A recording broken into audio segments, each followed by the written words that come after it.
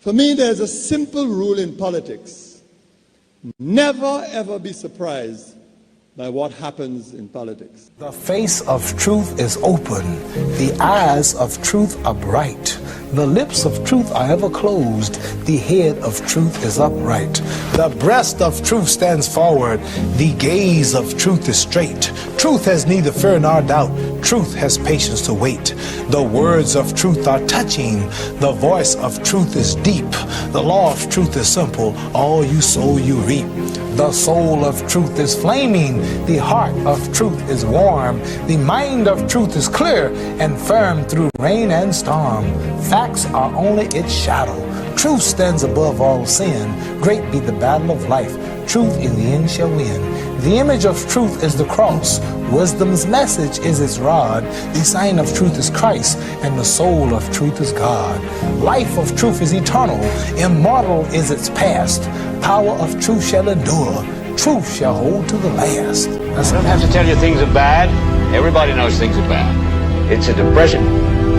Everybody's out of work or scared of losing their job. The dollar buys a nickel's worth. Banks are going bust. Shopkeepers keep a gun under the counter.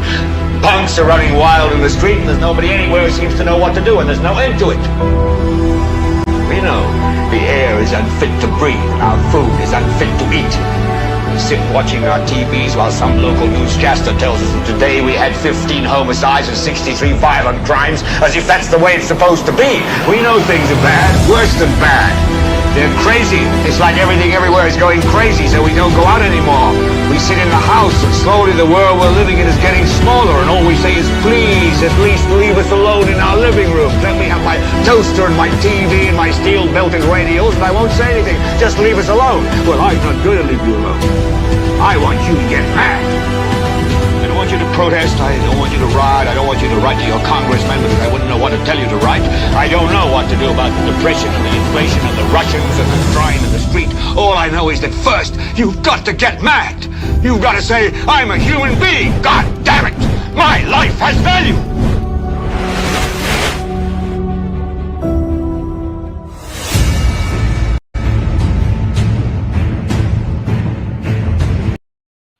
The government of St. Lucia promises cash some 72 hours before a hurricane.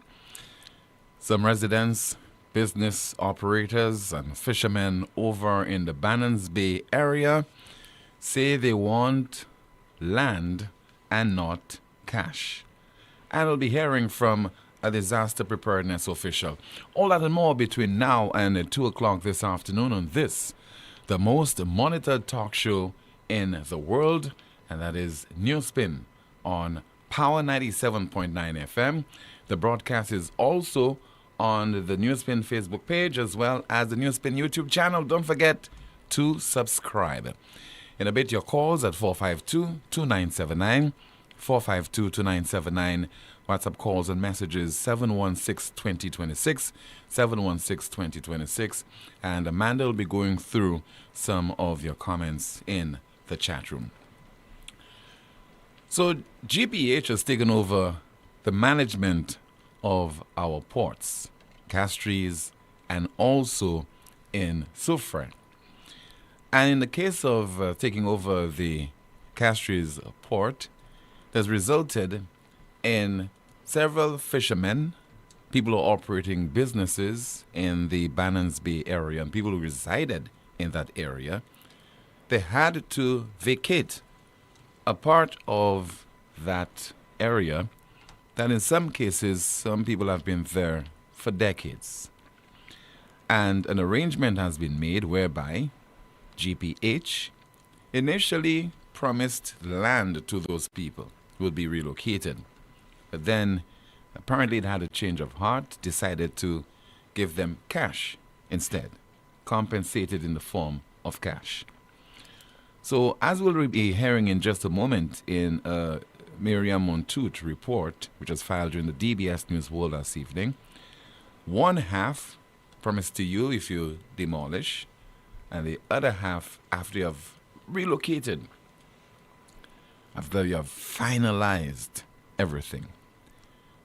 Now we are hearing that at least 2 of those individuals are now squatting. They decided to build homes in the vicinity of the Betty Wells Medical Center.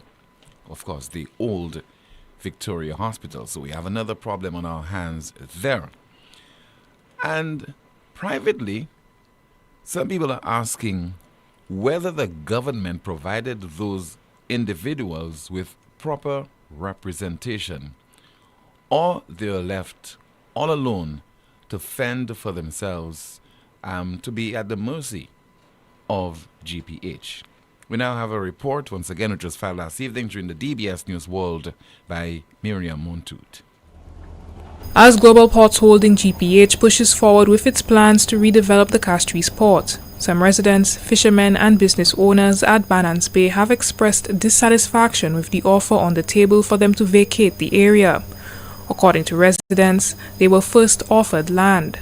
Now, they say they are being offered money under the terms that they would receive the first half of the money when they break down their structures and the other half when they vacate the area. Government cannot just put people out just like that. You understand? Because we had a place living for so many years. You understand? And now they want to just put us out and we don't have nowhere to go. So I don't feel that really is a good thing for us. Some residents are now squatting near the Dr. Betty Wells Urban Polyclinic, formerly Victoria Hospital, as they dismantle their homes. However, they say they will soon have to leave the area where they are squatting as the land they are on is being sold. Meanwhile, concerns are growing over what will happen to the mentally and physically disabled still residing at Banans. What can a crippled man do? The man is the man can't even get on top of the wheelchair itself. Like some people, they are a little habilitated. They will get on the wheelchair itself, even though they'll be able to move around. But he can. So people like that, you would have to take care of them, make a place for them, then take them off. But I was watching some of the people who come and work. They was looking at the area where the mental man is and the man who is on the wheelchair, like probably they might want to start their work there first. Okay? So what are they going to do with the mental man and the man who is crippled? Residents still at Banans say they remain in talks with GPH. One business owner says they will promise the chance to resume operations once construction is complete. While many welcome the development, they say they would have preferred land over money for relocation. For the DBS News World, Miriam Montoot reporting. And how will this whole issue be settled? Is it a case where the residents, business owners and fishermen in the area do not have a choice in the matter? We have somebody on the line who wants to give his take on this particular issue, and he contacted me because he wanted to issue a statement. And many of you will be hearing from him for the very first time. You would have heard of him. He is Tommy Descat. He's the United Workers' Party endorsed candidate for Castries South. Good afternoon to you, sir. Hi, good afternoon, Tim. How are you doing? I am okay. How about you, Mr. Descat? I'm doing great, Tim. Okay. Let me thank you for allowing me to speak on your show today. It's the first time I'm speaking on your show, and it's rather under unfortunate circumstances that I have to come on your show. But thank you very much, Tim.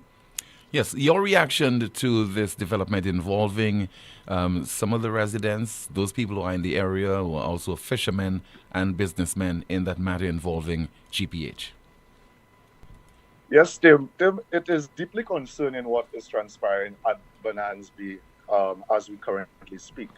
Tim, you'll be aware that SLASPA and the government have begun the process of forcefully relocating persons. And I want us to understand the word forcibly relocating these individuals, Tim.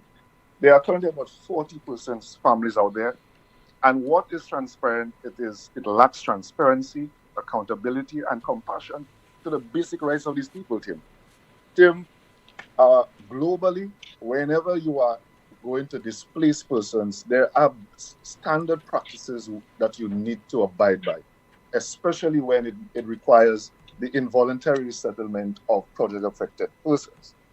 And so, Tim, what we are seeing is a government that has allowed GPH and also SLASPA to start this process without genuine consultation, Tim. My understanding, persons are now rendered homeless. Some have started to squat. And we know in Castries South there is an issue with unplanned development, Tim, and therefore no development in Castries South should reinforce unplanned development and squatting practices. So it speaks volumes about the government who claims to care.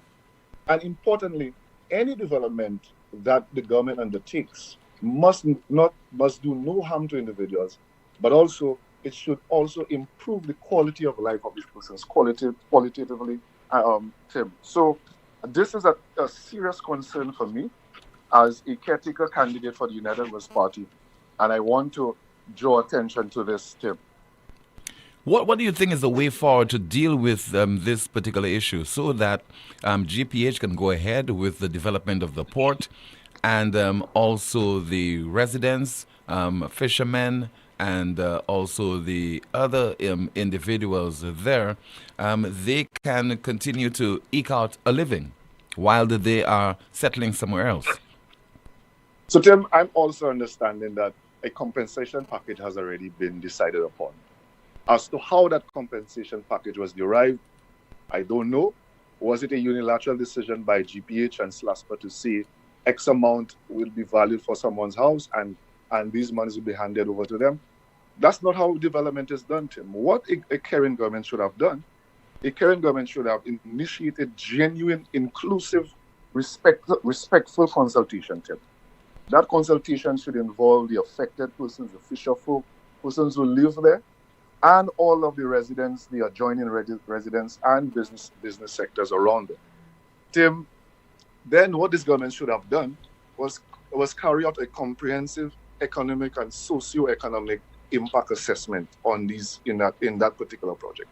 That should have been paid by either SLASPA or GPH to get a full appreciation of the ramifications and the cost of these initiatives, that particular project, on the livelihoods of these persons. You have children, from my understanding, who live there, Tim. Once that cost is fully appreciated, and that is not just the replacement value of the structures, Tim. The loss of income during the construction of whatever port that they will be building along that area. And thirdly, they must ensure that the transitionary period, persons cannot be rendered homeless while GPH is building this thing in Banan.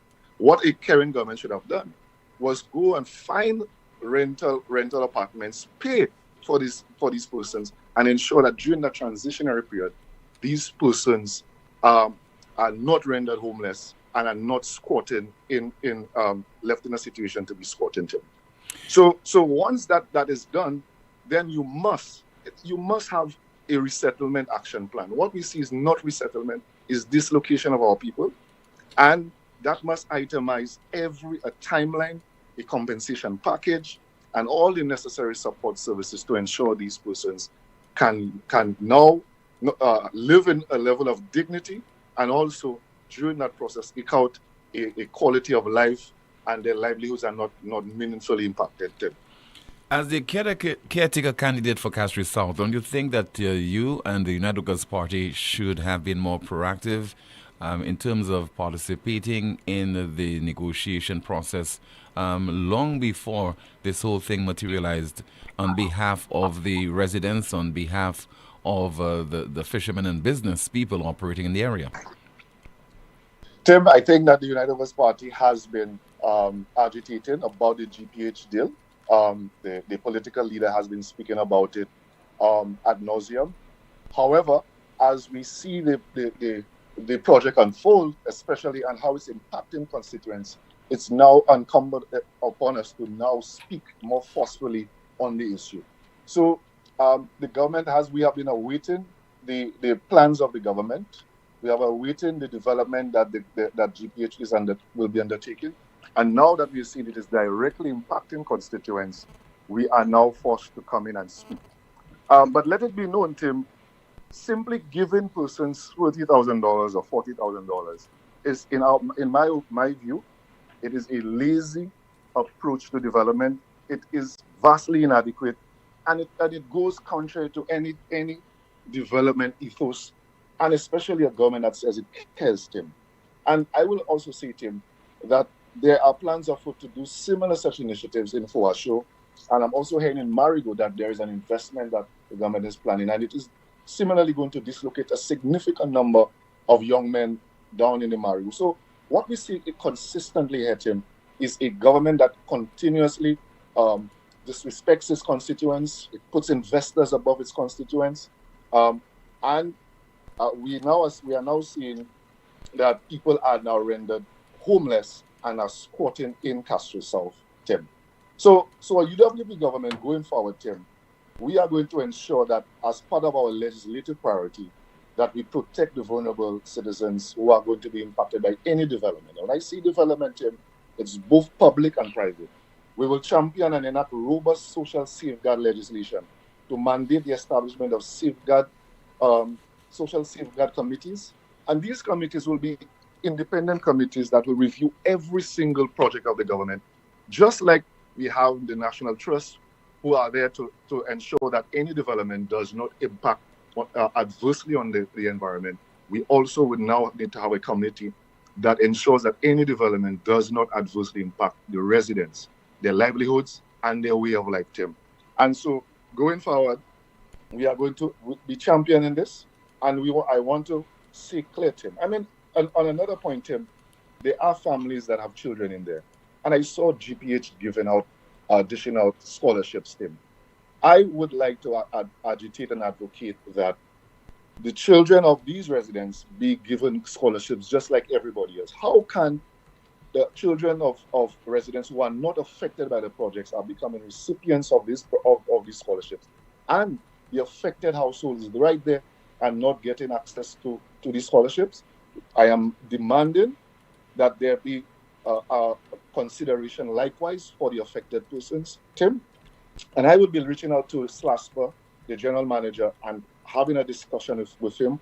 If it means that we need to provide legal representation to these persons to ensure that they come back to the table and ensure that they get a package that is commensurate with the loss of income and the inconvenience, we will do that, Tim. So I want to just let the constituents know that true development has to be inclusive, humane, and that the UWP remains committed to the people of St. Lucia and Castro South, and I will continue to champion their cause. Any particular action for the way forward in terms of representing the interests of those affected individuals? Because it was just recently that Prime Minister Philip J. Pierre promised that persons who are living on Crown lands for more than 30 years will be relocated, will be getting free land.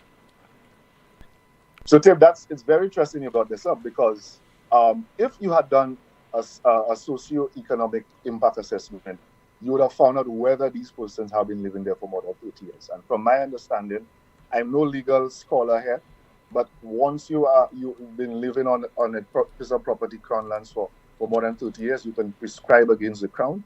And that raises a serious question. If, in fact, that they can prescribe against the Crown, then the compensation package needs to be more than just the structure. You need to factor in the value of the property that they have, that they are residing on here. So it really runs a counter to the government's position. If the Prime Minister made a pronouncement that persons will be given lands, I think there's a tremendous opportunity now to demonstrate not just rhetoric, but a record that they are going to ensure that these persons gain genuine title to lands. And it is a tremendous opportunity for them. So I will be keeping the government on its toes. I will be holding the Prime Minister and Dr. Ernest Hilaire to that pronouncement of the government and ensure that these 40 residents do get probably the first of the 40 persons who will be getting their lands in St. Lucia. And finally to you, sir, as you embark upon this journey, trying to unseat the political veteran in Dr. Ernest Hilaire, some people are saying that it certainly will be very difficult to unseat him because, I mean, he has won the seat on 2 previous occasions and you're the new kid on the block. Well, Tim, I'm certainly under no illusion that he's going to be a walk in the park. Absolutely not. I respect the candidate in terms of he's been a two-term candidate, but what I'm bringing to the table is a freshness to the politics, a politics that is about the politics of inclusion, a politics that will articulate a clear vision for what Castries South can be. I would like to say very, very clear, Tim, that all of the development that we've seen in Castries South, from daycare centers, roads, it was during a 10-year period under Desmond Bradford, during what I call as the golden era of development in Castries South. After that, there's been no significant development in Castries South. And I will be making a case to the constituents. You have been loyal to the Labour Party. You have been loyal to this political organization. And what has been the benefit to you as a constituents? And so I'll be coming to them with a clear vision, articulating how we can improve the quality of lives in this constituency, raise the quality of incomes, raise the quality of households. And so, Tim, I am looking forward to knocking on doors, walking the corridors to meet every single person in Castries South and to make a concrete case to them that now more than ever, we need to bring the UWB back into power and, importantly, now have a decade, a new era of development in Castries South, Tim. So I look forward. I have demitted office from the Caribbean Development Bank effective May 30th. And so effectively, I am on my way home to meet and ground with my people, to engage with them, to speak to them, and to understand their concerns and how we can collectively respond to the challenges that they've been facing for the last 30 years. All right, so thank you so much for speaking with us on this afternoon's NewsSpin program. All right, just heard there from the United Workers' Party candidate for Castries South in the next general election, economist Mr. Tommy Descott. Looking forward to interviewing all of the candidates who will be doing battle in the run-up to the next general election. Of course, that will include the incumbent Dr. Ernest Hiller. We continue the broadcast with your calls at 452-2979, 452-2979. Your WhatsApp calls and messages, 716-2026, 716-2026. I think we already have a call on the line. Let's take that call. Good afternoon to you. You are on the air. Timothy, good afternoon to you. Hi. Good afternoon to you, caller. Go ahead, please. Yeah, I'm hearing you. Yes. I was just listening to the candidate for Castries South. Permit me to say that. And he was referring to a person that would have to leave that place where GPH wants to develop, that's in the Banans Bay area. Tim, if you were there, scouted that area and you have a house, let us say a plywood house, about 2-bedroom plywood house, and let us say they give you $40,000 to relocate there. Tim, you believe $40,000 can build a house for you these days? Huh? It can build a plywood house for you, a 2x4 as people like to say, but where? What is the location? The land? Where will you get to construct that home? Yeah, that is where I was just about to say. Now, I'm not against development, honestly. I want person to understand me. I'm never against development. And I listened to the candidate there, and he made good sense. To me, from that time GPH comes up with about that area would have been developed, I thought by now the government would have been in consultation with the person that will be affected in that area in terms of giving them land, a place where they can put a house, and they doesn't have to go and squat it anywhere. Now, you said 2x4. To a sheet of T1, I'm in construction, I could tell you, a sheet of T111 plywood presently is $215. That's just for one sheet. The T111 with the groove and town. And the 3/4 plywood, that is the one you're using for the flooring, if you want to go everything into wood, into plywood, is $175. So can you imagine, let us say, because the notion always by the time they like get money, or they have 40,000, 20, 40,000, they believe it's money. It's when you have to go and face the hardware to buy the material. That is where you will see if it is a good deal for you, or if it's not, if it's a bad deal. So then, to me, I think the best thing that should have been done was to, like you said, Where is the land? Even if I give you 50,000, where the land? Where are you going to build? Because you don't have land, you have been squatted governmental land. Where can you go? So that should have been something that the government should have considered with GPH and give these people land, because I believe the government has so many lands everywhere. Although people say government don't have land, but they have land everywhere. Government claim to be Quinчин, whatever they claim them. They could have given them a few, relocate them into a certain place. Although those fishermen who have been enjoying their livelihood in that area, they're going to fish. What would you do for them? So I think, Colin, my issue as well is the disparity in how people like Marjorie Lambert were treated compared to the fishermen who have been there for decades, because I am from Hospital Road. I'm very much familiar with that area. Likewise, the other individuals who are residing in that area and doing business, etc. So there's a disparity, and a glaring disparity as well. Maybe because there was a lack of intervention on the part of those individuals. Imagine those individuals not undermining them in any way, not underestimating their intelligence, but having to negotiate with GPH. The question is, who represented the interest of those individuals compared to the level of support that was given to Marjorie Lambert? But that should have been done by the MP team, by the member who represent that area. That should have been a meeting with the community. They having a meeting and discuss with them what would be the effect. Well, we will have a meeting there with you all. We have to relocate you all.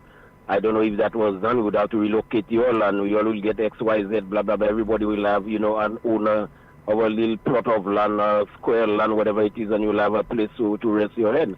And the sad part is on that part is when you have been enjoy an area team where you live. Like I love my home, and to me there's no place like home for me. I know my yard. I know how comfortable, I am in my yard. And to see you have to, you get that money, let us say they give you that money and you don't have another place to go. Mm-hmm. And that is the concern to me. I mean, the people are human beings. You treat them, if sometimes in that area you have person that's sick, person on wheelchair, they're unable to move. You have to treat them like human beings and treat them. I'm not saying that didn't done by the MP, the representative, because somebody is representing that place.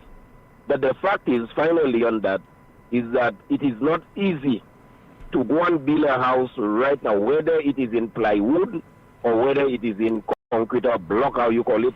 It is just not an easy thing right now to face the hardware and to say you come in and build to buy two-bedroom house or bedroom and a half, whatever it is, and believe your little $20,000 will do. No, but somebody have to build it for you. You still need somebody to build it. Still, have a blessed day. You too, sir. Thank you so much for calling. 452-2979. WhatsApp calls and messages 716-2026. Somebody says there, Tim, I'm unable to locate. Oh, okay. We'll deal with that some other point, some other time. Let's see if we have another WhatsApp message. Somebody said, did the Golden Dragon still hold his public political meeting on the 15th of May, asking for a friend? I'm sure he's listening, and if he cares to, he can call to answer that question.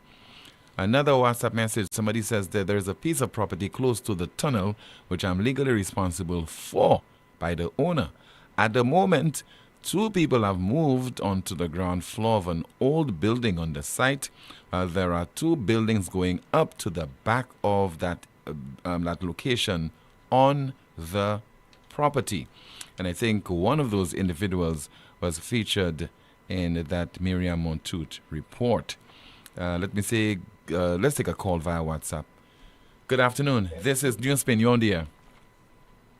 Hello. Yeah, good afternoon, Mr. Tinovi Poleon. Yes, sir. Good afternoon, Mr. Tinovi Poleon. Good afternoon to you, caller.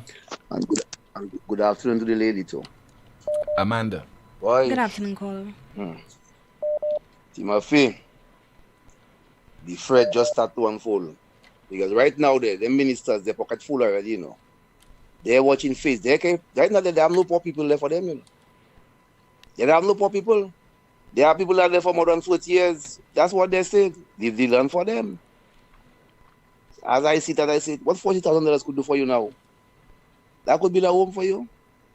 That's the price what the builder for plywood house, You think he'll know that? He'll know that. He's the rep for the healer.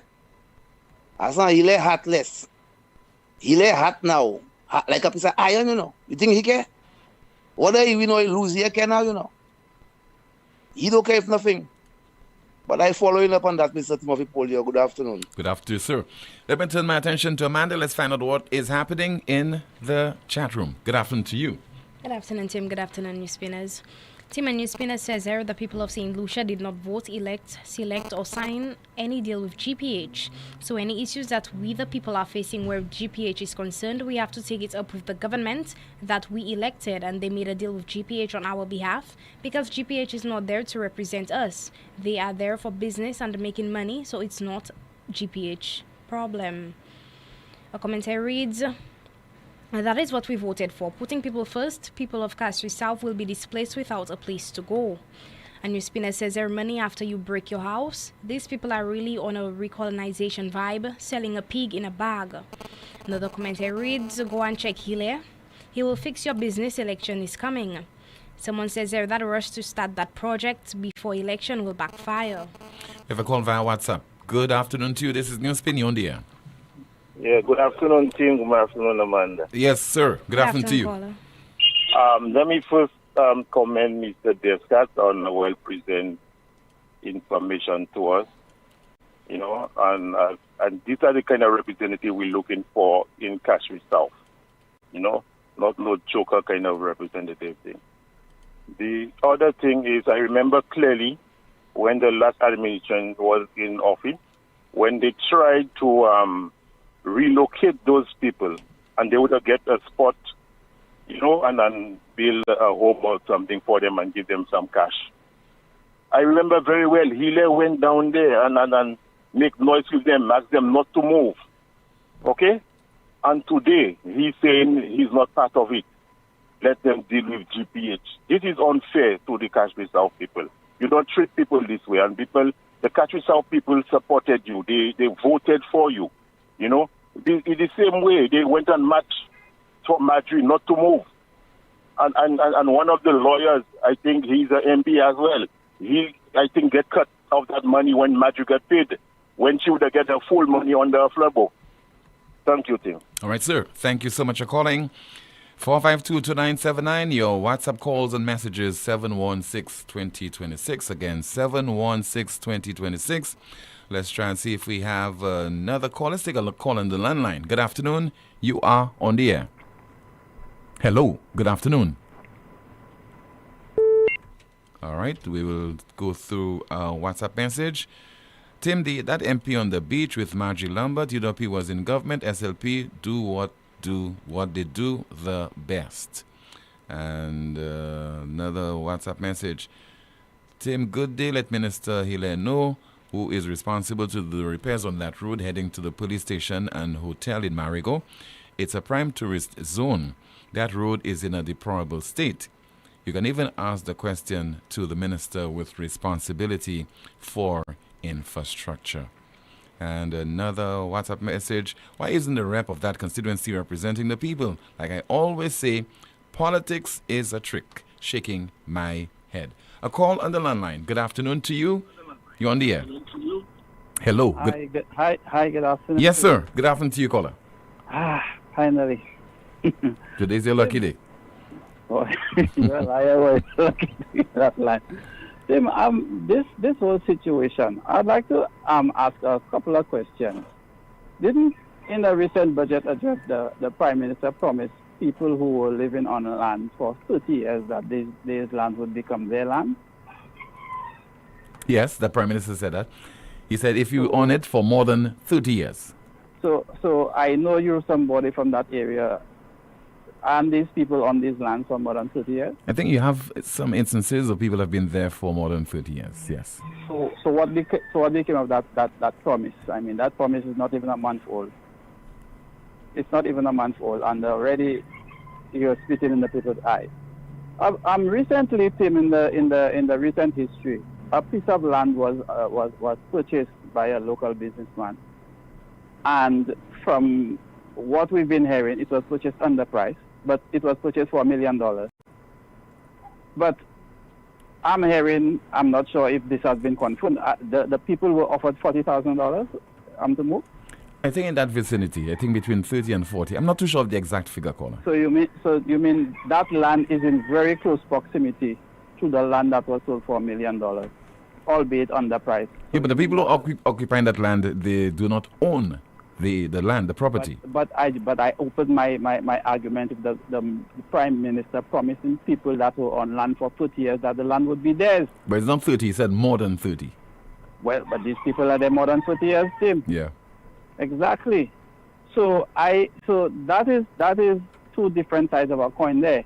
I just don't understand how the Prime Minister promises people that have been on land for 30 years, they will own the land, yet they're kicking the people out with nowhere to go, and they're giving them what is it's not even pocket change when you compare it to $1 million that was recently given to a businessman in St. Lucia.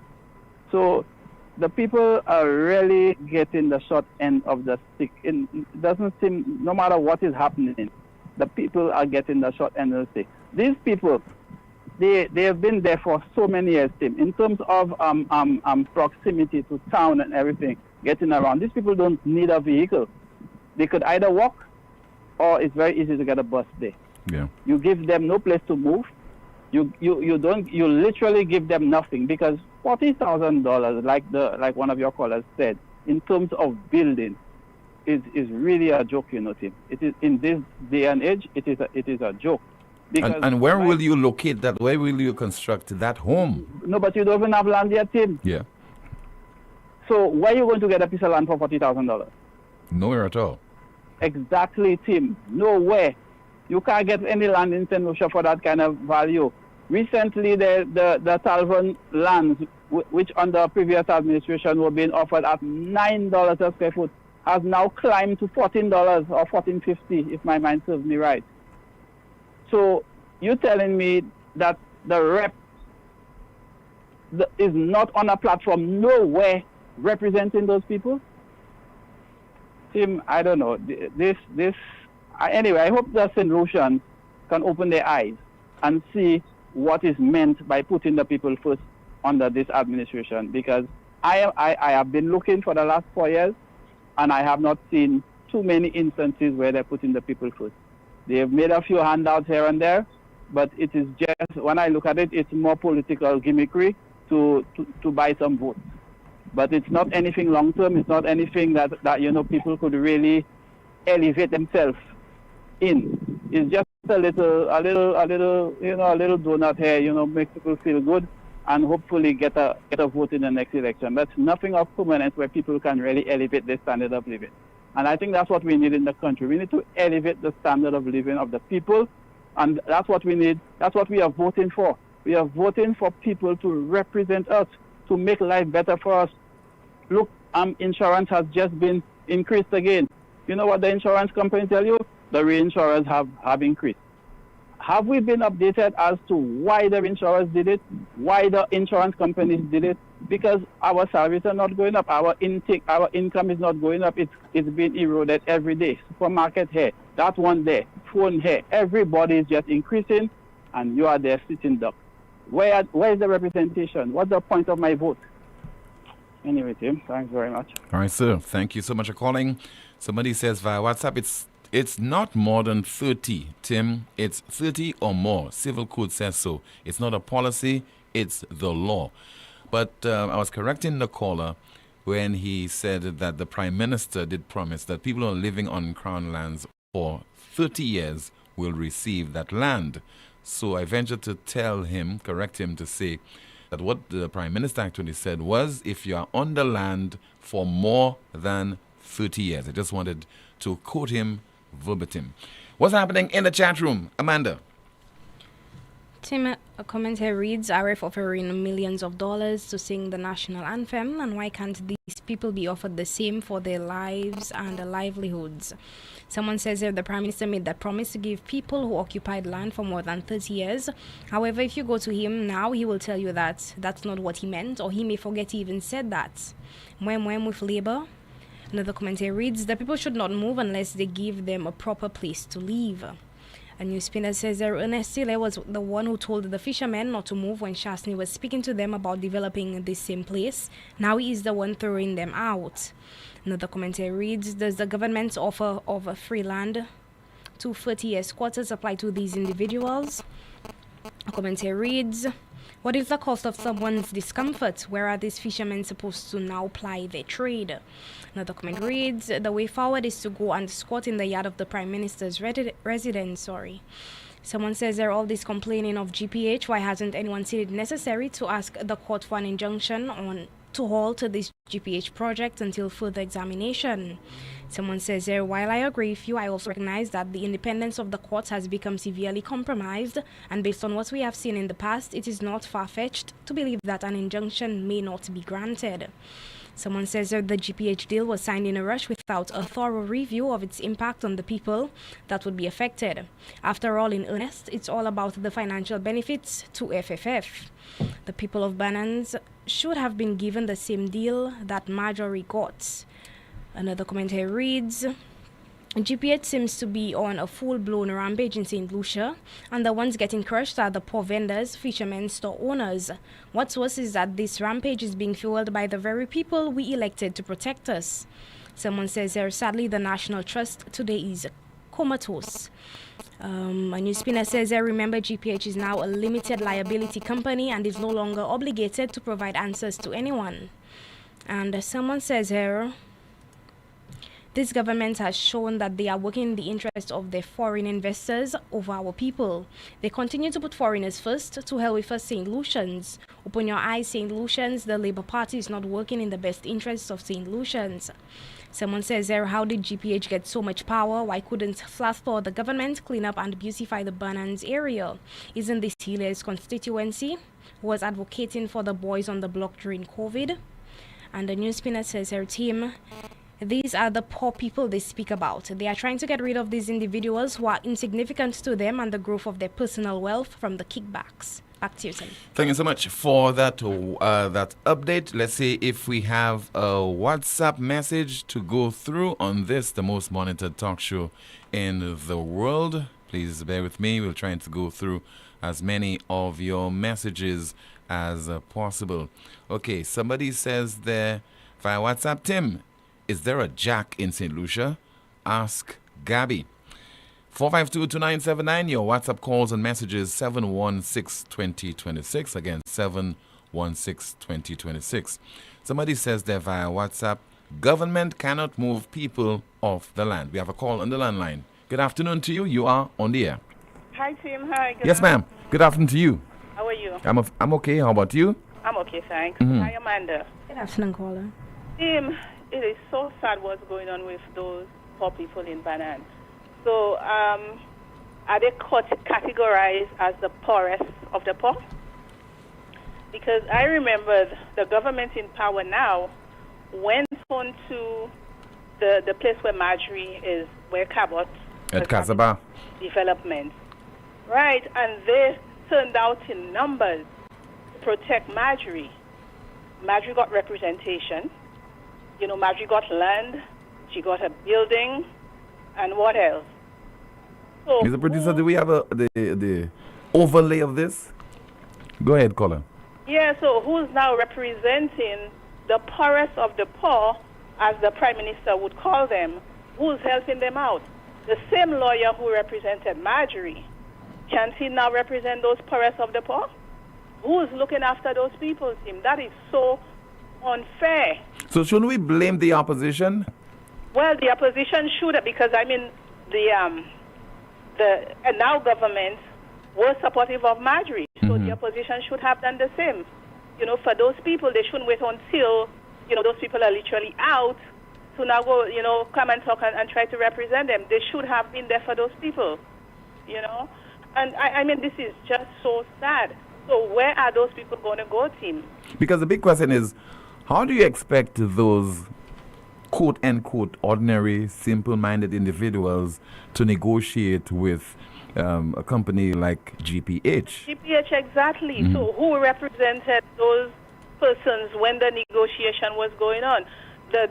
representative for that community, he's been very vocal, you know, on SLASPA, on the workers, you know, at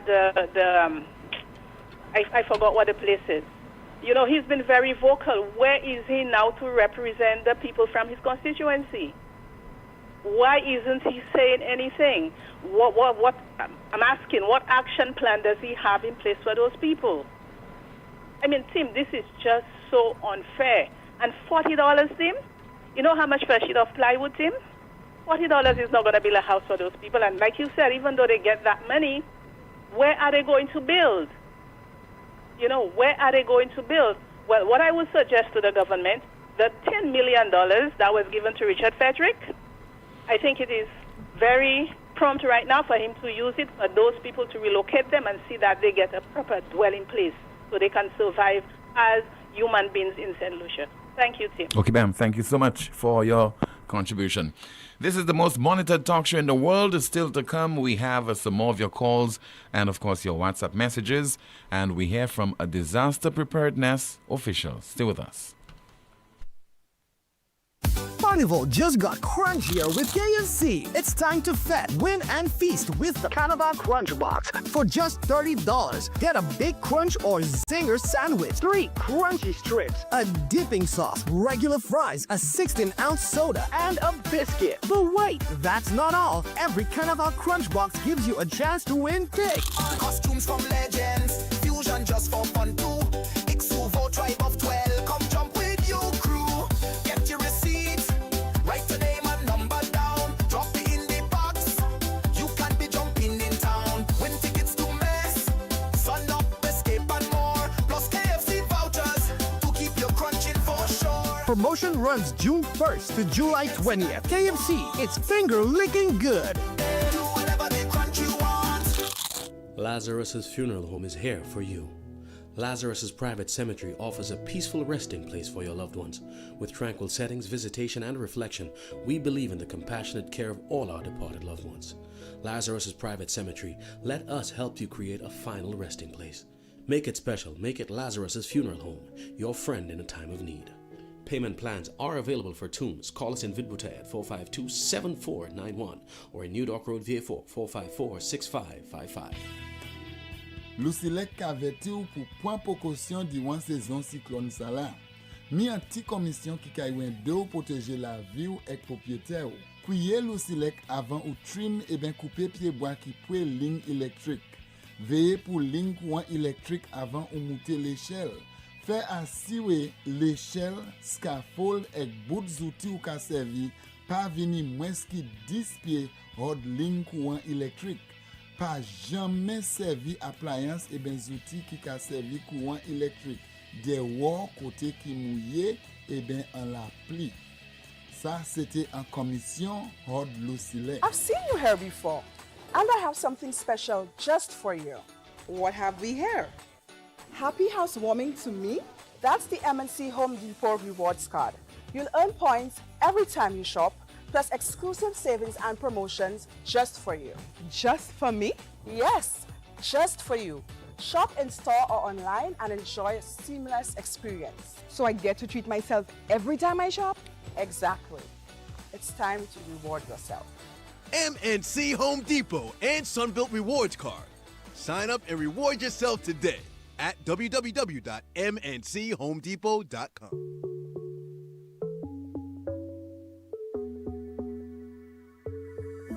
It's the energy of we people, something pulsing inside. It beats in every soul, a feeling we cannot It's always pushing us forward, the limit up in the sky. There's rhythm in how we flow, a rhythm that can't be denied.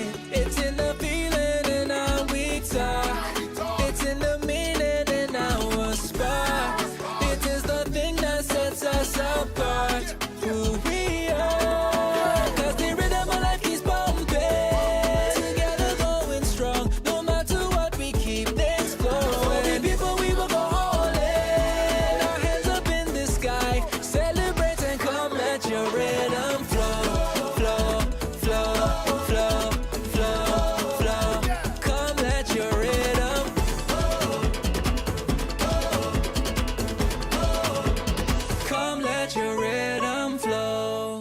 Why suffer in silence? At La Clinique de Corps, an approved universal healthcare clinic, you now have direct access to a team of internationally trained specialists from the US, France, Cuba, Venezuela, and more right here in St. Lucia.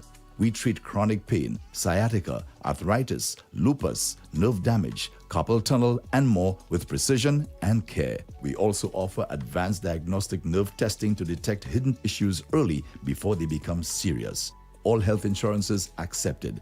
We assist you every step of the way. Call 451-6559 or WhatsApp 721-9950 today. La Clinique de Corps, where healing begins. Essie, don't tell me that tire flat again. I just changed that tire. Wait, what? You just changed that tire? Well, I bought a used one because you didn't give me enough money. Oh, I see. Well, you know what? Chivi's Tire Shop only carry brand new quality tires at affordable prices with free installation. Hey, it seems you're working at Chivi's Tire Shop. How you know all that? Come on, Brenda. The tire shop down the road from our home in the American Drywall Building. Oh, yes. I forgot. Well, you know what, Patrick? Let's go there right now. Take your wallet. Let's go. Chivi's Tire Shop, located at the American Drywall Building, Vic Bouteille. Call or WhatsApp 584-5986. Chivi's Tire Shop. Pay less, drive more. It all started with a penny. For over 85 years, we have invested in our farmers, fishermen, people, and our country. When we were called to serve, we were here. We understand what is valuable to our people and our country. That is why we support all industries, including tourism. We are the bridge towards a brighter future and economic growth. When our people, government, and businesses called upon us, we were here. 85 years later, First National Bank St. Lucia Limited is here for you. Hey St. Lucians, this is the moment that you have been waiting for. St. Lucia! St. Lucian Massive, come out and celebrate with us. Learn about your libido, your energy, learn about your gut microbiome and why it is your center of health. Are you tired of taking pills for everything? Boy, I'm tired of them something that don't work. Come out and have fun with some of the top health experts and elite performer, Mr. McCasey and Nika, the chemist himself, Dr. St. Rose, and other entrepreneurs. Taste all of the products. Free admission, free prizes, and light refreshments will be available. Mark your calendars, June 3rd, 2025. Registration starts at 5 p.m. to 6 p.m. The main event is at 6:30 p.m. at the Financial Center, Point Seraphine.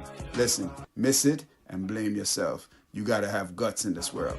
Message Vanessa Cox on WhatsApp at 347-204-7670 to RSVP and for your free gift. Boom.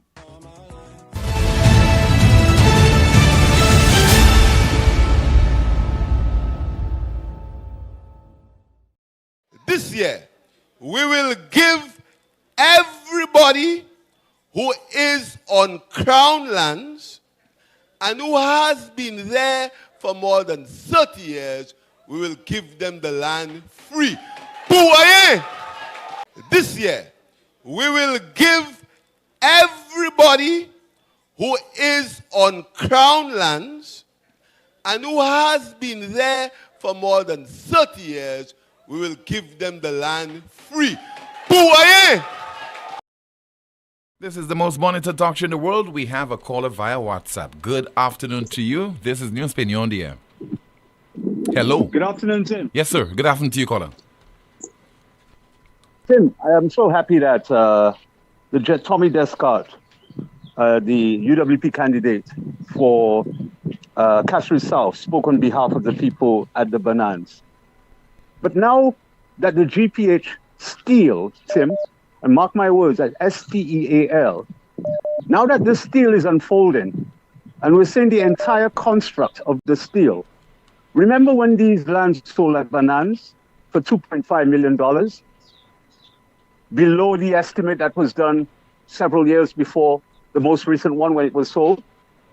That was a part of that steal. Lands which Mr. Reno claimed that he could sell for $25 million, 10 times the amount that was paid for the land. And we can see now why this land has appreciated so much in his estimates, because GPH, first order of business is to come to the Bonanza area to construct a project, which immediately raises the value of the land purchased by Renault's daughter.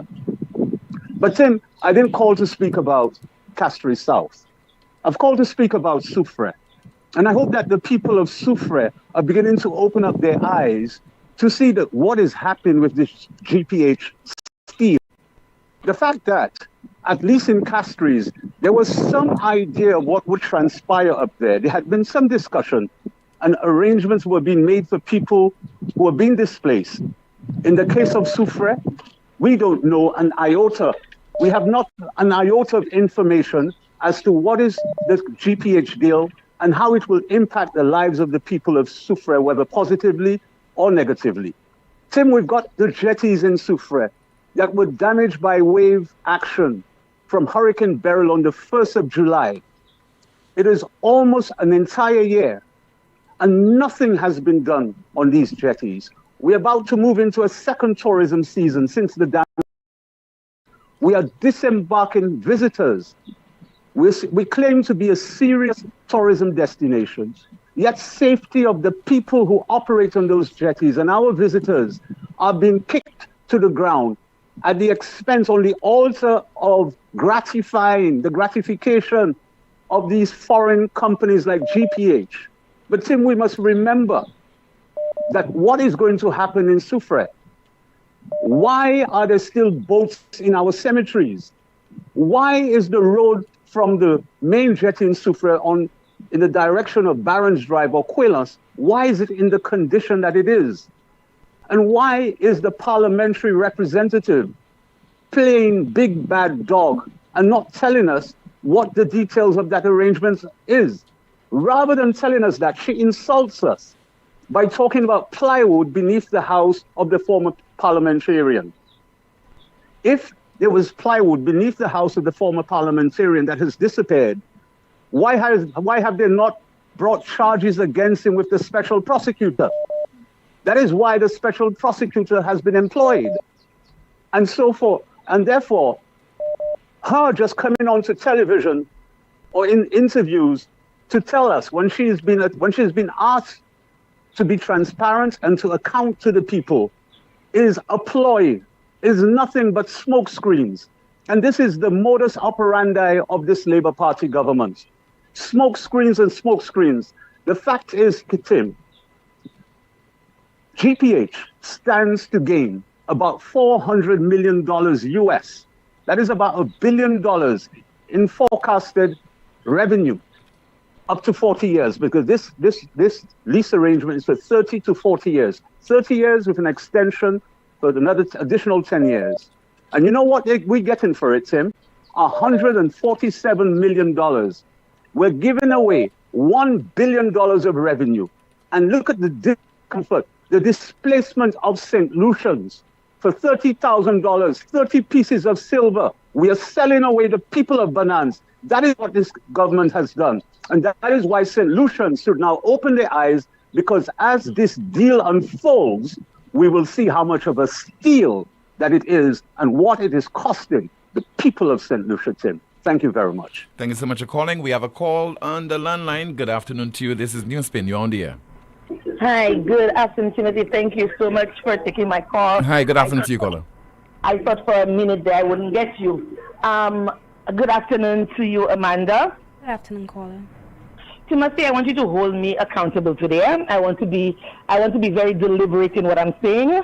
I want people to hear what I'm saying, and I do not want to let my passion overtake me. So I'm asking you to hold me accountable. If I'm getting a little too passionate, please reel me back. That's my job. That's right. Yeah. Good. On Sunday, I had a reason to visit the emergency room at St. Jude Hospital, and what I witnessed was heartbreaking. Timothy, I do not think we are leaving the hospitalium anytime soon. And the reason I'm saying this is the ER was for what it is, for where it is being housed, was immaculate, and that is very relatively speaking, okay? I could see where they had those divisions for the cubicles, the new ones, and very well appointed and whatnot. However, what is heartbreaking about this is there were patients, some of which in excruciating pain, and they were being told that they had to wait until private clinics were reopened on Monday just to get an X-ray, much less an MRI, because the hospital did not or could not accommodate them. Timothy, in 2025, our only public hospital in the South cannot perform basic imaging because of a lack of functioning equipment. That is unacceptable. That is unacceptable. Yet, somehow, we always find money to do frivolous things. We can find money to build a road in Majomel that, the road is needed. The road is needed, and I applaud the government for building the road. However, the road continues on and on and on and on and on and on past any inhabitant, and then the road is blocked off. The road that was built using state funds for the people has been blocked off, stating private property, no access. We can find roads for private use.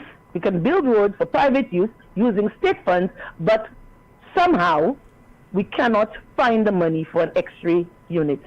We can build supposed roundabouts are not making any sense, but we cannot find the money for a single X-ray unit.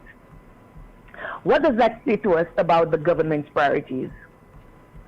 But the crisis doesn't stop at healthcare only.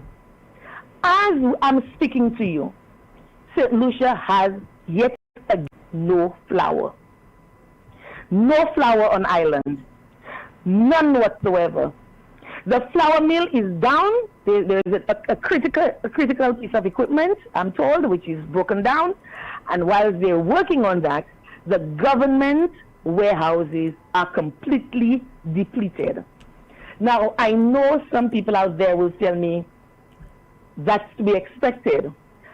And I must say that I've been told that there is a shipment en route, but no one seems to know when it will arrive. And although some people must be thinking these things happen, let us look deeper into why the warehouse was allowed to run dry in the first place. The truth is, when the mill was operational, government could not purchase flour because the contract with the mill had expired, and the Ministry of Commerce had failed to renegotiate in time.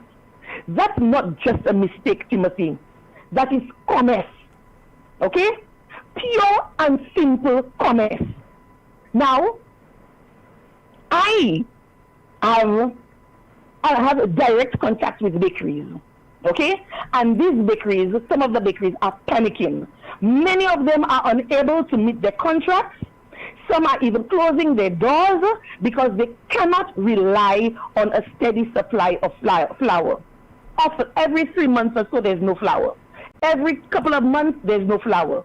One of the basic factors of production for bread is flour, and we cannot provide a sustainable supply of flour in the country. This, while the unemployment rate is poised, this is why the unemployment rate is poised to rise again. So I ask the question, where are we going? Where are we going in this country? I know a couple of bakeries that have already closed their doors.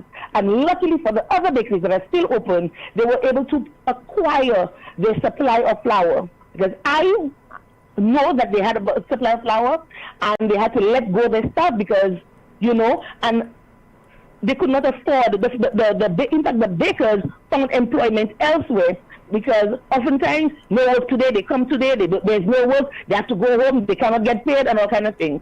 So these bakeries have shut down their doors. They've had a supply of flour, and that is what the other remaining bakeries are pulling out of, so that they can meet the contractual agreement obligations today. What about tomorrow? What about tomorrow? Enough is enough, Timothy, with this Ministry of Commerce and this Government of Commerce.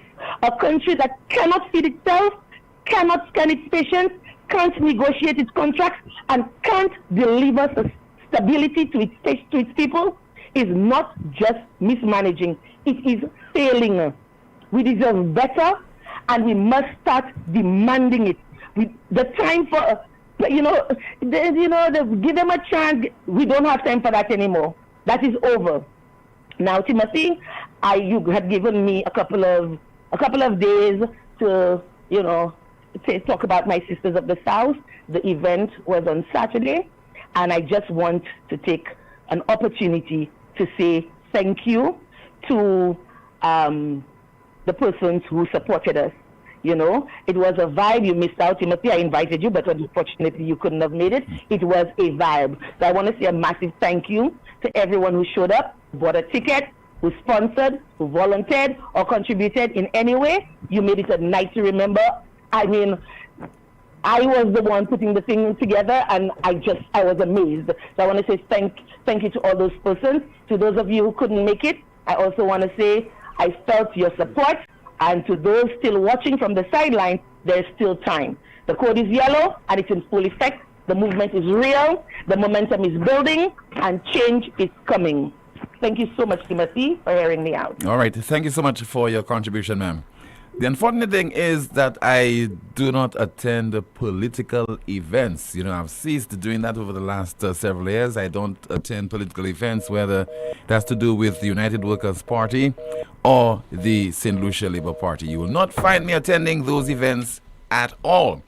So an offer is being made to the government of St. Lucia regarding an area that where the folks at Bannans Bay can be relocated. Very strange. The person says, my mother has a lot of land at George Cooper Road in Hospital Road where people have been squatting for years. If the government needs a land to relocate the Bannan residents and give title to the squatters, they can contact somebody by calling 451-9686. So if you want land on which to relocate the folks who are currently located at Bannans Bay, you can call. If you, the government, want land where those people can be relocated and those people can get titled to that property, you can enter into some kind of arrangement with an individual who owns land at George Cooper Road, that's in Hospital Road, Castries, where people have been squatting for several years. You can call 451, that's the government of St. Lucia, 451-9686. Let's find out what's happening in the chat room. Amanda. Tim, a few comments from earlier. A NewsSpin says here, if St. Lucians go out and vote for SLP government, then you love misery and hardship. Another comment here reads, we need to take action. The SLP demonstrated against cardboard for one woman. We now have to demonstrate for the number of persons who are now affected. This must not be allowed to happen. Demonstrate until the people are treated more passionately. A NewsSpinner says here, they vote for Roman chicken. Another comment reads, can the UWP muster the supports by way of a protest to protect those people, similar to the way Marjorie was supported? Someone says here, Tim, if we look at this very carefully, we will see the common denominator, Ernest Hille. He is the one who threw the workers under the bus in favor of his foreign comrades at Mon Pimad. So now he is moving the people from Bannans. Remember, like the caller said, he was the one protesting and asking these same people to demonstrate against moving. I always say be careful what you say and do. It might just come back to haunt you. I await a statement from Hille to say there were squatters and Bear with me, team. I await a statement from Hile to say they were squatters and have to move in the interest of development. A comment here reads, are the Labour Party supporters not seeing what is going on in the country? Because the majority of them are still saying that the government is doing a great job. I do not understand what is going on with our people. A NewsSpinner says there, that's a nasty and very incompetent government. Another commentary reads, between the truckers, Isla Hotel, and now this land situation, this would be an opportune time to take to the streets. Another commentary reads, if it was not Mr. Shaftney who negotiated on behalf of Marjorie, she would have never become a millionaire as a poor struggling citizen. The Labour Party cannot never and will not negotiate on behalf of a poor person to have them uplift their standard of living. Someone says their PJP thinks that his government will do anything just like the Dominican government and stay in office like Skerrit. I believe that's where he is learning. Someone says that the people have to want the same thing. Many times the opposition comes forward and the people are hiding. The people need to speak up and stand up and stop the hypocrisy and understand that it's a people responsibility to let the leaders know that what they are doing is wrong and they are serious about it. No money or chicken or rum, etc. will change their minds. Someone says their solutions like drama more than development, education and safety. Another commentary reads, why is PJP such a bluffer? He knows that has been on the books for decades. He is now selling it as something new and the people shout, yeah. They are being fooled continuously. Another commentary reads, when does this government function or work in the interest of the people of the country? And the commentary reads, Tim, where is the head of government? Where is Prime Minister Philippe J. Pierre? Is he asleep? Why is he not speaking to address these concerns that we hear over the news these days? Who is running the country? Back to you, Tim. Thank you so much, Amanda. Time now for a WhatsApp message which reads, I would like to ask Minister Richard Frederick, when will Serenity Park be reopened? And we have another WhatsApp message, and somebody says that I'm a little confused here. I need clarification on a few questions. Are the Bannon lands owned by GPH or by the government of St. Lucia? Well, the answer is owned by the government of St. Lucia, but it's being leased to GPH for 30 years in the first instance with an option for renewal of an additional 10 years. Continuing, when the project was conceptualized and signed by parties, what were the conditions attached to this agreement? What are the responsibilities of the developers and what would be that of the government? And let's see if we have some more of your... Let's take a call via the landline. Good afternoon to you. This is NewsSpin. You are on the air. Please go ahead with your contribution, caller. Hello. Good afternoon. Timothy, a pleasant good afternoon to you and your listeners all over the world, TW, on the line, Timothy. Good afternoon to you, caller. Timothy, before I start my presentation, let me say condolences to three people which have contributed a lot to the music industry in St. Lucia, Timothy. Lenny Stone, he passed away.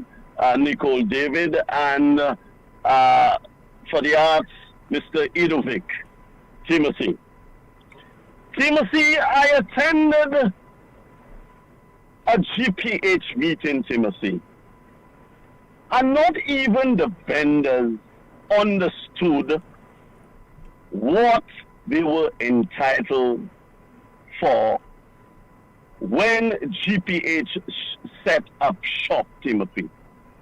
Do you expect the fishermen at Bannon's Bay would know what they're entitled for? The truckers, would they operate when GPS comes in to being?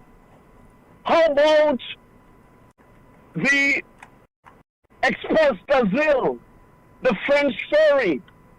Are we still going to accommodate this ferry at the ports in Castries and not Point Seraphine?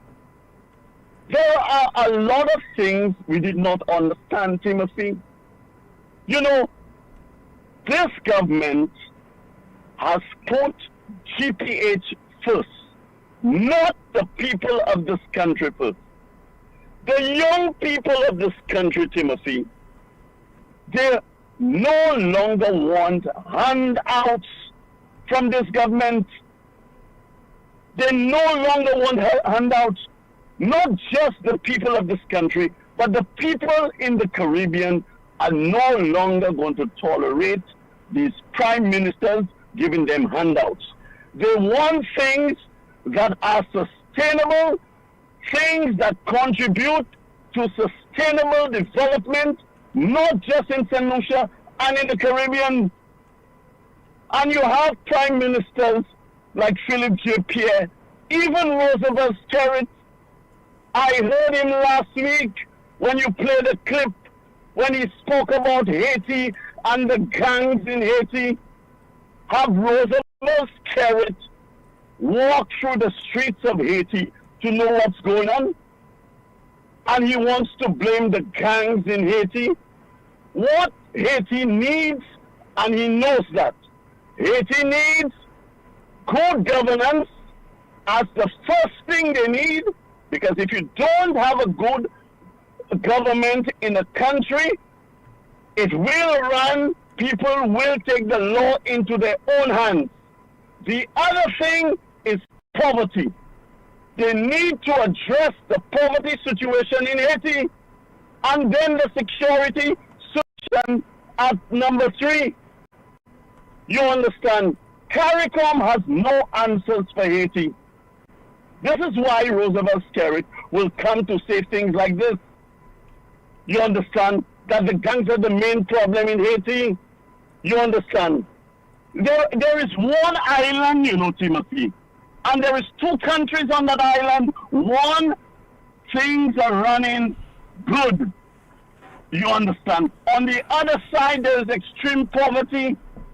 This cannot happen. This cannot allow to happen. We in CARICOM and we in the Caribbean, we know the problems of Haiti, and not allowing Roosevelt Skerrit to come and sing from the globalist book and say that the gangs are the main problems in Haiti. This problem in Haiti has been festering for a long time, and we should be able to help Haiti to get out of its poverty, help Haiti to have the best government ever, so at least people in this country can have the basic needs: food, shelter, and clothing. The prime ministers of the Caribbean, they need to wake up and express their views to the globalists, to the Americans, and tell them what Haiti needs. Haiti doesn't need bad governance, it needs good governance. Timothy, I thank you. Thank you so much. I have a headache. I kid you not. UltraMed Health Services is a medical care offering a wide range of services from urgent care, laboratory services, and advanced ultrasound diagnostics. UltraMed Health Services is conveniently located in Rodney Bay behind the Baywalk Mall. Give them a call at 715-8484. That's 715-8484. 287-8484, 287-8484. Or to book your medical appointment today, call 572-8484, 572-8484. UltraMed Health Services is located in Rodney Bay behind the Baywalk Mall. Still to come, you'll be hearing from a disaster preparedness official. This is the most monitored talk show in the world. On Saturday, June 14th, as the island ignites at Lumina, taking over Project Chocolat, Mikal Teja. Mikal Teja. Mikal Teja. Lauren saying, call out to New York City. If you hear she ballin', I need a little rundown. Alongside soca sensations Ezra and Slide. Back to by the electrifying Impulse Band. Music by Hype Kid, A1 Jugglers, the Caldem DJ Sir Lancelot. Powered by Island Sounds. Hosted by MC Donneville. Tickets $130, no door sales. Get yours at the Cell Island-wide, Mambo's Bar in Sufra, or online at 4circlestickets.com. On Saturday, June 14th, Lumina. From 7 p.m. to 1:30 a.m. Dress code Caribbean chic. Prepare for the hurricane season by ensuring trees and other objects on your property won't get tangled in overhead wires. Be careful. Ensure ladders and tools don't come within 10 feet of power lines. If a tree is near electrical lines, don't try to trim it yourself. Contact Lucelec at 452-2165 or 454-6617. Be smart. Stay safe. It all started with a penny. For over 85 years, we have invested in our farmers, fishermen, people, and our country. When we were called to serve, we were here. We understand what is valuable to our people and our country. That is why we support all industries, including tourism. We are the bridge towards a brighter future and economic growth. When our people, government, and businesses called upon us, we were here. 85 years later, First National Bank St. Lucia Limited is here for you.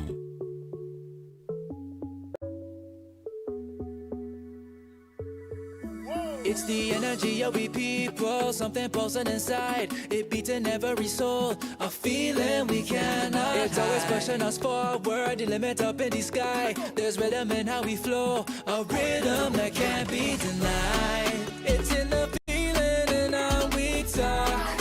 It's in the meaning in our spark. It is the thing that sets us apart. Who we are, 'cause the rhythm of life keeps bumping.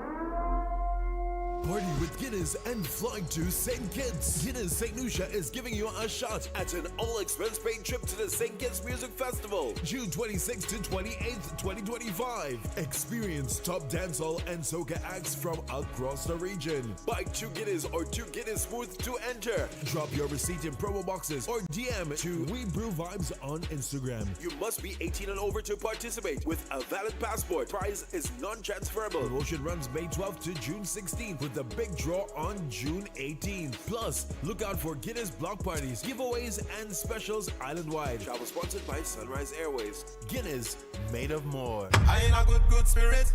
I drink in a good spirit. St. Lucia, are you ready for the ultimate all-inclusive? Chalet Blanc, the all-white event.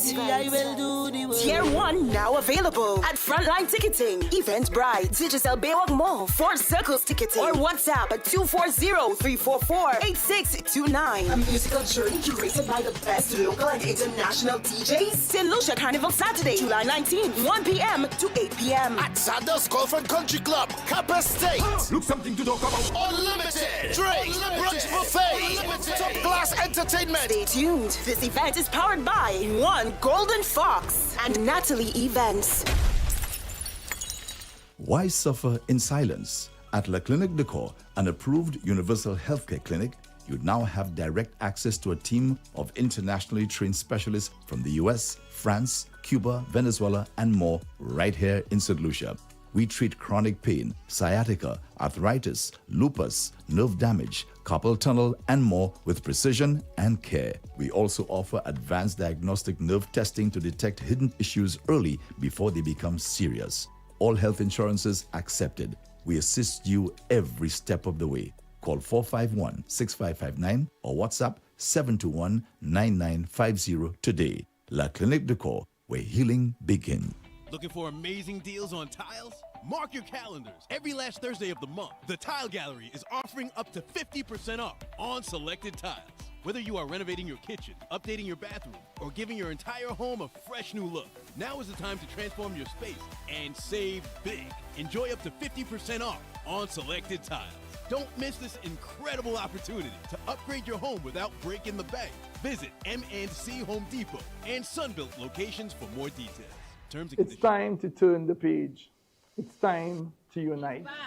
He's here, and we're ready for change. I grew up right here, born and bred in Castries North. I've walked these streets.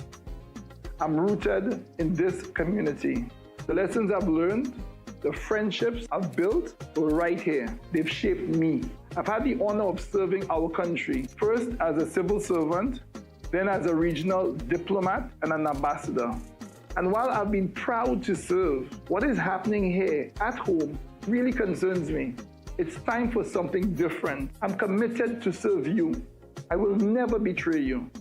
I will not put my interests above yours. So please, let's come together for a stronger, brighter future. Castries North, united. Calling all teens. This one's just for you. Get ready for the KFC Teen Socarama happening Saturday, June 28th from 12 to 6 p.m. at Serenity Park. It's a full day of teen talent on display. Junior soca and calypso artists, kiddie carnival bands, fashion, drama, games, and non-stop vibes. Come out and let's have some good, clean fun. No alcohol, just finger-licking goodness. So tell a friend, grab your crew, pull up to KFC Teen Socarama. See you there.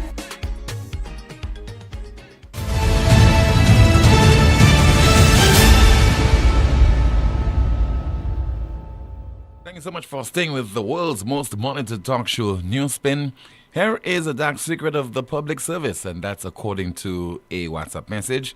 They maintain prejudice and oppress workers via grade system and actually have an outlook that some lower grade staff are at the bottom of the food chain. Those staff get the bad chairs, the bad desk, the outdated computers, and that is fine with the permanent secretaries and human resource officers. If something goes bad that is not inconveniencing them, like a kettle, they just leave the office without a replacement. They say no money for it, but in their office, would they have the full kitchen, mini fridge, latest computers? The offices are very lavish. The meetings are very lavish with lots of food. Any extra food is not shared with the staff. It is taken to their homes as if this was not taxpayers' dollars, but their personal money. Tim, you can see that the managers in the public service of St. Lucia perpetuate the plantocracy system. This is how they roll, the fat cats that drive big cars in these positions. But I have a rude awakening awaits them. The importance you all think belongs to you all personally actually belongs to the position you occupy. You are not that special. One day you'll have to get out of the public service and become humble again. Continues, we all are just passing through like so many others before us, so treat people right and fair and don't be wicked, because it will be back to you and it'll get back to you and your children as we reap what we sow. Let's see if we have a WhatsApp message. Somebody says, read the PSs. They have TVs in their offices too, playing well loud. Good afternoon to those people, those PSs who have the television set on right now. Maybe watching NewsSpin via YouTube. Somebody says, wait a minute. How comes all entertainment events are now being held in Sufra? The hair Sufra people have money, or they want people to spend more on gas. And let's see if we have another WhatsApp message. Somebody says that, Tim, you have a headache too? I thought I was the only one. LOL.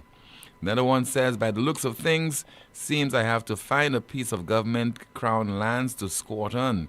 Easiest way to earn a piece of land these days. So let us hear from a disaster preparedness official. I don't count on it.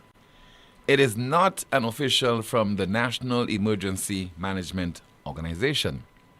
We are turning to Barbados and Kerry Hines of the Disaster Emergency Management Agency, because they hosted on the 31st of May a press conference, Atlantic Hurricane Season press conference, preparing for a change climate. Let's hear from her.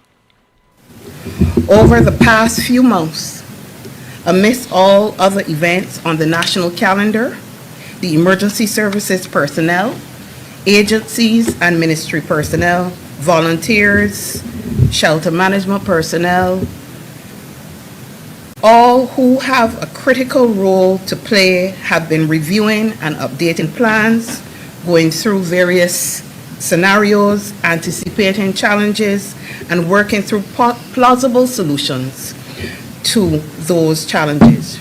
Repairing, upgrading, and procuring equipment to supplement our existing resources that are pressed into service when there is an emergency. As the Department of Emergency Management and other critical stakeholders in the national system sit constantly and consistently working to ensure that all systems are ready, it is apparently clear that national readiness is a shared responsibility and one that requires unity of effort. In critically examining our system, we note the significant advancement in our hazard detection, monitoring, and analysis, which has led to improvements in the forecast and speed at which warning messages are received by the public. As it relates to improving our disaster risk knowledge, we continue to collect valuable data and information, conduct vulnerability and risk assessments, endeavoring to understand the vulnerabilities about how hydromet hazards can affect us. That is, people, property, and systems. You may have or will continue to see agency personnel, such as those from the Ministry of People Empowerment and Elder Affairs, the Barbados Statistical Service, and the District Emergency Volunteers, collect in the field, collecting invaluable information from you, the public. We need your cooperation in this exercise. In relation to dissemination and communication of emergency information and warnings, we take this opportunity to highlight the standing agreements we have with all our broadcast entities nationally to communicate warnings and associate information to you, the public, and the at-risk population in order for you to make decisions about you and your family's situation and our safety. Our media partners have assured us that they will continue to provide the necessary coverage and communicate clear and accurate information to the public. Partner agencies such as the Ministry of Information Smart Technology, specifically the Telecommunications Unit, the Barbados Police Service, the Barbados Defense Force, the Barbados Fire Service, the Barbados Citizen Band Association, and others continue to work with the Department of Emergency Management and other stakeholders to facilitate communication across our emergency telecommunications network. As it relates to preparedness and response, I alluded to earlier the plans we are continually attending to at the national and agency levels. My only ask of you at this time is that you create and practice your family disaster preparedness plans, know your nearest emergency shelter, plan your evacuation routes, stock up on non-perishable emergency supplies, and clean around your homes. All that I have spoken to requires coordination. Rest assured that the Department of Emergency Management leads the community and national coordination efforts and supports coordination efforts at the regional level as required. I take this opportunity to highlight our ongoing relationship with various private sector agencies, and I thank the Stagicor and the Barbados Light and Power for being here with us today. These entities who contribute resources and expertise to the system as well. Our close relationship with the Caribbean Disaster Emergency Management Agency and other regional and international partners who choose to assist Barbados with additional surge capacity and emergency resources as the situation dictates. The partnerships are truly appreciated. The National Emergency Management System has proven to be effective, potentially saving lives once we actively play our part. We need you, the public, to actively support this endeavor. Help us help you. Volunteer with the District Emergency Organization. Prepare your personal, family, business, and community spaces. Heed the warnings and stay informed. Assist the vulnerable and at risk among us. Support our public awareness events, which we will be embarking on with our many partners, some of whom are here with us today.